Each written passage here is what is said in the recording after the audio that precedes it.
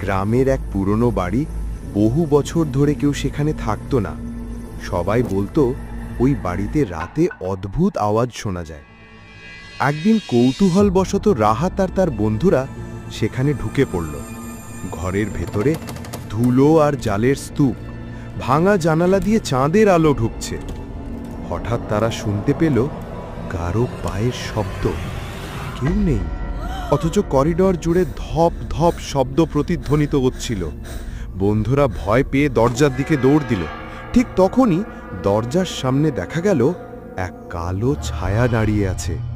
ছায়ার কোনো মুখ নেই, শুধু লাল জলজলে চোখ। হঠাৎ বাতাসের ঝাপটায় দরজা নিজে থেকেই বন্ধ হয়ে গেল। তাদের গলা দিয়ে কোনো শব্দ বের হচ্ছিল না।